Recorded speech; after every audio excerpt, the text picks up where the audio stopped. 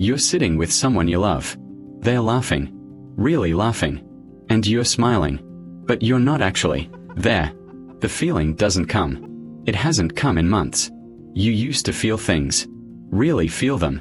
A sunset made you stop and stare. A hug landed in your chest. Music moved you.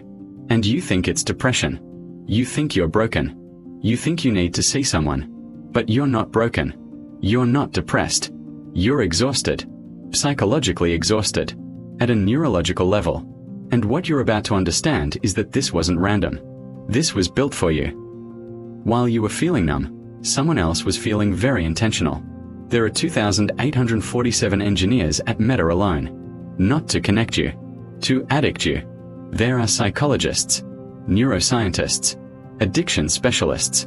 All paid six-figure salaries. All working for them, not for you. TikTok's algorithm? It's watching you. Millisecond by millisecond. Studying which content keeps you from scrolling. Which posts make you linger. Which comments make you come back in 23 minutes. Instagram's algorithm? It's not showing you what you want. It's showing you what keeps you from leaving.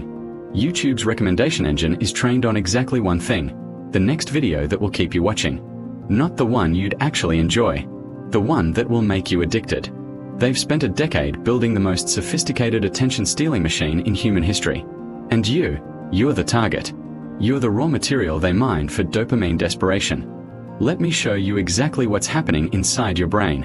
And why it makes you feel like an NPC in your own life. Dopamine isn't happiness. This is important. Dopamine is desire. It's hunger. It's the want that makes you reach for something. Every time you get a like, a comment, a notification, boom. Dopamine spike. Your brain learns, this thing gives me what I want. But here's where the machine wins. You get the spike, then it goes away. Quickly. And now you're back to baseline. Hungry again. So you check again. Refresh again. Comment again. Hoping for the next hit. This happens thousands of times a day. Thousands. Your dopamine receptors are bombarded. And your brain, intelligent thing that it is, starts to adapt. It says, okay, I'm getting hit with dopamine constantly. I'll just make my receptors less sensitive. Now something normal, a hug, a sunset, your favorite meal, it doesn't hit your dopamine receptors the way it used to. Because they've been trained to expect intensity. Constant intensity. So the world feels gray. Textureless. Like you're watching your own life through a window. Like you're an NPC walking through a world that isn't quite real. This is called anhedonia. The inability to feel pleasure. Here's the part that makes this even darker. The more you get desensitized, the more you need to use it. You're tired. So you scroll to feel something. The scroll gives you nothing real. So you feel more empty. So you scroll more. It's a perfect trap. And here's the thing that destroys most people. You know you're doing it. You can feel the trap closing. But by the time you realize it, you've already lost something crucial. You've lost agency. The ability to choose what you pay attention to. That power, that human power, it's not yours anymore. It belongs to the algorithm. And the loneliest part? Everyone around you is in the same trap. But nobody talks about it. So you feel alone in your numbness. Now I'm going to tell you something they don't want you to know. Dopamine downregulation is completely reversible. You don't need to quit. You don't need to go cold turkey. That's the trap they want you to fall into, because it fails. And when it fails, you give up. Instead, you're going to do something smarter. You're going to taper your dopamine. Not shut it off. Lower the signal gradually. Let your receptors start healing. Here's how.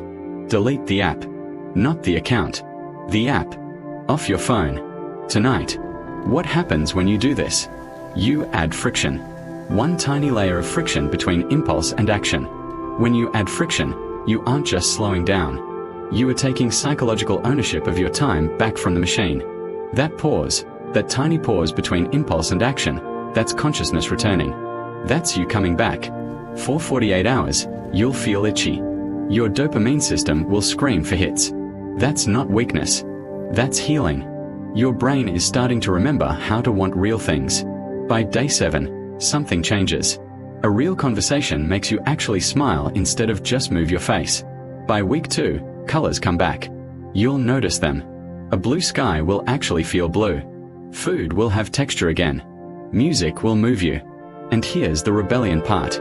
Once you get back here, once your dopamine receptors are sensitized again, you own it. You own your attention. You own your time. It's not theirs anymore. You can still use social media if you want. But now it's a choice. Not an addiction. Not an autopilot. A conscious choice made by a conscious person. The system built a machine to hollow you out. You're about to rebuild yourself. And that is the most powerful thing you can do.